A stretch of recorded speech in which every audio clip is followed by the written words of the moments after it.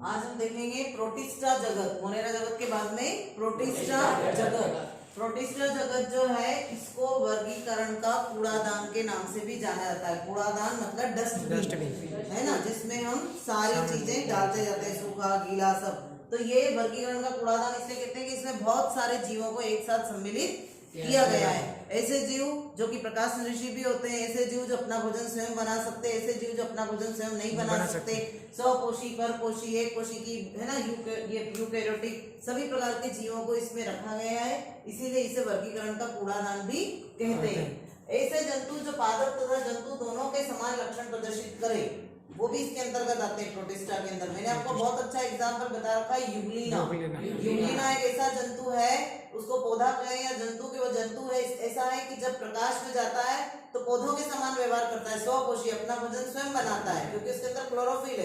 लेकिन अंधेरे में जाता है तो जंतु के समान व्यवहार करता है, अपना भोजन स्वयं नहीं बना सकता। तो स्वपोषी और विषमपोषी दोनों के समान व्यवहार करता है।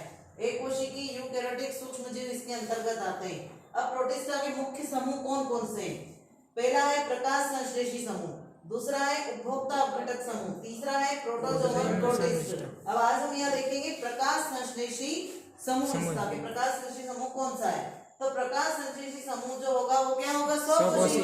ऑटोमेटिकली आप समझ जाएंगे जो प्रकाश संश्लेषण करता है मतलब अपना भोजन स्वयं बनाएगा, तो वो कैसा हुआ? स्वपोषी की कैटेगरी में आएगा। और जो अपना भोजन स्वयं बना सकता है वो क्या करता है? वातावरण के कार्बन डाइऑक्साइड का स्थिरीकरण करता है ना, क्योंकि वो क्या छोड़ेगा? ऑक्सीजन। तो 80% कार्बन डाइऑक्साइड का स्थिरीकरण करता है। कितना? 80% वातावरण की। इसमें उदाहरण है डायनोफ्लेजिलेट्स, डायटम्स और यूग्लिनॉइड्स। आपने देखा होगा कि जो पानी होता है, तालाब वगैरह में जो पानी होता है, उस पानी की ऊपरी सतह पर जो तैरने वाले पौधे होते हैं उनको कहते हैं पादप प्लवक। क्या कहते हैं? पादप प्लवक। पादप प्लवक का अर्थ है पानी की ऊपरी सतह पर तैरने वाले पौधे। तो जो मछलियां वगैरह है, नीली व्हेल मछली, ये सब जो खाती है ना, वो इन्हीं पादप प्लवक को खाती है। मतलब प्रोटिस्टा समूह के जो है जंतु या पौधे जो भी इनको खाती है पादप प्लवक। पादप प्लवक मतलब मछलियों का भोजन है ना, जो मछलियां सबसे ज्यादा भोजन के रूप में यही खाती है, पादप प्लवक ही खाती है। तो इनको 3 भागों में डायनोफ्लेजिलेट, डायटम्स और यूग्लिनॉइड। अब हम यहाँ देखेंगे कि डायनोफ्लेजिलेट्स मतलब क्या होता है। क्वेश्चन आता है कभी कभी। इनको कहते हैं अग्निशैवाल। क्यों अग्निशैवाल? क्योंकि ये दिखाई कैसे देते हैं? अग्निशैवाल जैसे, मतलब कैसे? जैसे आग निकल रही हो, लाल है ना, तो ये अग्निशैवाल। उदाहरण जैसे नोक्टिलुका, ये स्फुरदीप्त प्रवृत्ति के होते हैं। फास्फोरेसेंट मतलब इनमें से क्या निकलती है? जैसे ज्वाला निकल रही हो। क्या निकल रही हो? रात के समय ऐसे दिखाई देते हैं, चमकीले, रात के समय जैसे अंगारों के समान जल रहे हो, ऐसे लगते हैं ये। तो ये अग्निशैवाल कहलाते हैं डायनोफ्लेजिलेट्स। उदाहरण दिया है यहाँ पे नोक्टिलुका। ये एक प्रकार का, इस प्रकार का है कि उसमें क्या होता है, ये शैवाल कैसी दिखाई देती है? आग के समान, अंगारों के समान। दूसरा है डायटम्स।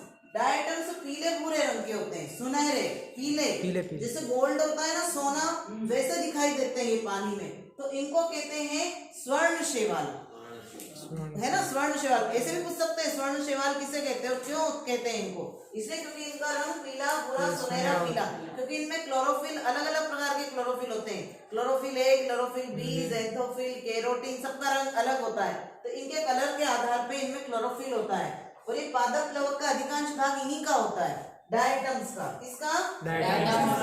नीली जो व्हेल मछली होती है उसकी जब अंदर से देखते हैं तो उसमें बहुत सारे टनों में जो है वो पादप प्लवक ही खाती है। उसमें भोजन की मात्रा सबसे अधिक यही होती है, डायटम्स की। तीसरा है यहाँ पे यूग्लिनॉइड्स। क्या है? यूग्लिनॉइड्स मतलब यूग्लिना। पहला तो क्या हो गया? प्रोटोजोवन प्रोटिस्ट में जो डायनोफ्लेजिलेट्स, फिर दूसरा डायटम्स और तीसरा यूग्लिनॉइड।